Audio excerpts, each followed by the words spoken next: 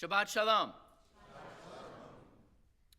One of the fundamental words we use to describe God is levado. We just sang as we were carrying the Torah around, Yehalelu et Shem Adonai, ki niskav shemo, levado. Levado in Hebrew means alone. So if you are, depending on your generation, you're either thinking of Tommy James and the Shondells or Tiffany singing, I Think We're Alone Now. But that theme of aloneness is actually a thread that ties together the stories that we've been reading for the last 3 or 4 weeks. And it is a thread that we have to unravel just a little bit to understand a struggle, a challenge that we face in our world today. So the idea that God is alone makes sense because no one else can be like God. No one else can understand what God is going through. No one can stand beside God. But in this last few weeks of Torah, we've actually seen this idea of aloneness played out in a different way.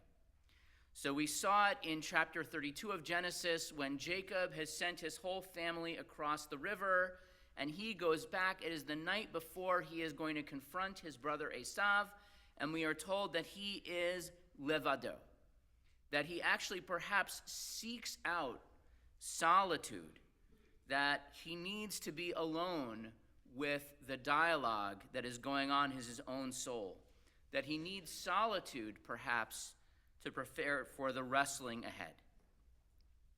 And then we come ahead to the story of Joseph and his brothers, the next generation, and both of them are described as levado, both Joseph and his younger brother, Benjamin.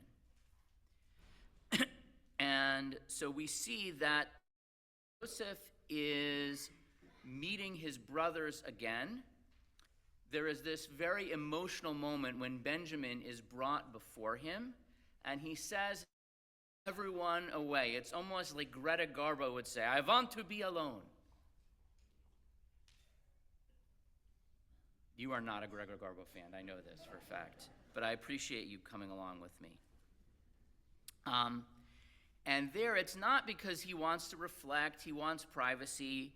He has this depth of emotion, right? This is a reunion, and he's seeing his true brother, his full brother, for the first time in decades. And in that moment, he wants to keep his emotion to himself. But then when he comes back out, he composes himself, and there is a meal set. And I wrote about this in my article this week. You have the Egyptians sitting over here, the Hebrews sitting over here, and Joseph is levado, alone. He is with neither of them. He is in his own group with neither. He is isolated. So that is Joseph. So even though he is, by the way, the second most prominent person in Egypt, he is second only to Pharaoh, he has these moments when he is fundamentally, existentially alone. And then you have his little brother Benjamin. So the brothers say, Jacob says that Lo yered b'ni imachem ki achiv met. My son cannot go down with you because his brother is died. Vehu levado nishar. He is the only one left. And indeed, that is what Judah says, that hu levado nishar. He has been left alone. So Joseph perhaps chooses aloneness. He sends everyone out. Benjamin has aloneness thrust upon him, right? His brother is dead. He alone is left of his mother, but his father dotes on him. And so you have these two brothers in seemingly contradictory situations. You have Joseph, who is the second in charge in Egypt, who is famous, who is well-liked, who is wealthy, who has everything going for him, and he is alone. And then you have Benjamin, who is an orphan, who is abandoned, and who we will see is accused of a terrible crime that he did not commit, and he too is alone. And so I want to relate these two experiences of aloneness to what our community has experienced in the last month. And I recognize that as I talk about this, we have some young people, some 12-year-olds, some 13-year-olds in our midst, but it is important that they hear this, and this is a topic that parents and kids can talk about afterwards. So just a month ago, I was traveling, and I received word that a young man in our community who had everything going for him, it would seem, took his own life. And when I first heard that he had passed, I assumed that it must have been an accident, or unfortunately we know that the dangers of drugs are greater than they have ever been. And as the story unfolded, it became clear that no, he had in fact chosen to take his own life. And the thing is that this is a young man who was incredibly charismatic, who was successful, kind of like Joseph, right? Joseph had people running before his chariot shouting, "Avreich, look at this guy." And this was a kid who was a DJ, was an athlete, was a fraternity brother. 50 people considered themselves his closest friends. And yet, there was a moment where he felt himself, like Joseph, levado, alone. And by the way, it is an epidemic. So at the University of Colorado Boulder, there have been 4 suicides among the student body this semester. That is a lot. And so here's the thing. I have, over the years, tended to many families who have lost someone to suicide. And there is a profile that we expect, which is the profile of Benjamin, the person who is left alone, the person who is in trouble, right? So it is the person whose business has failed and the creditors are at the door. It is the person whose relationships are shattered and can't figure out where to go next. It is the person who is facing overwhelming burdens. It is the person we expect who has always struggled with mental illness, with depression. And so often when I talk to families that have suffered a loss, the conversation is, we were able to stop it several times. I guess finally we just couldn't. We missed it. We knew it. We tried. We sought help. And here's where we are. And so here's the thing. There are different ways to be alone. There's the way of being alone that Benjamin was alone, but you can be Joseph and still be alone. And so when you look at how people try to help those who are at risk of taking their lives, you see there are billboards, there are flyers, right? There's phone numbers, and those get a lot of use. But the truth is, if someone is at that place, they are not going to see a billboard like, oh, I'm going to change my mind because I saw a billboard.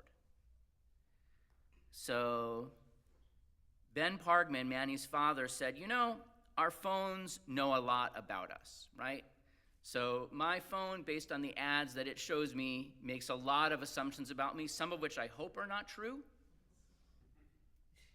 But the fact is, like, big tech knows an awful lot about what we're thinking, about what they think we might want to buy, where we might want to go, what we might want to do.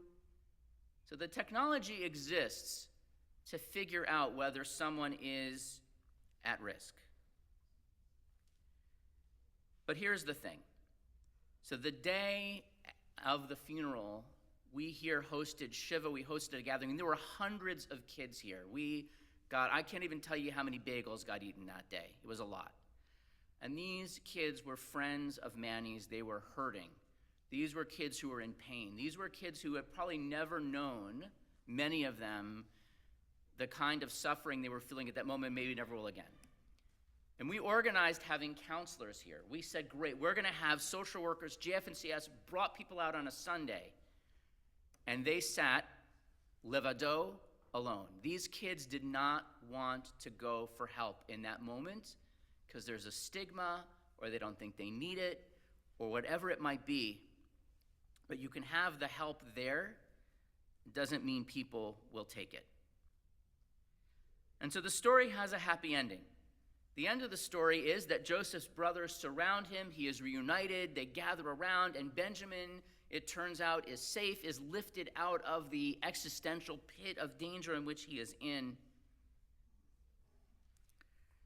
But things generally work out okay in the Bible, that they don't always in real life. And so here's the thing. That I think all of us in life go through times when we are levado, when we are alone. When Joseph is in the pit, when his brothers cast him in, he cannot pull himself out. That's the nature of being in the pit. On the other hand, many of us are walking around without even realizing it with a rope or a ladder or at the very least a hand. And so it's important to think about that we may actually have friends, even now, who are struggling. Friends who are in a hole, whether we can see it or not. And we have to have an eye out for that. When someone turns away and says, I just need to be alone, it's okay for everyone to be alone, to have their privacy every now and then. But if someone is alone because they can't beat a beer with you or with anyone else, then maybe that's the time to reach out a hand and say, hey, are you okay? Hey, are you alone because you want to be alone or because you can't bear to be with anyone, even yourself?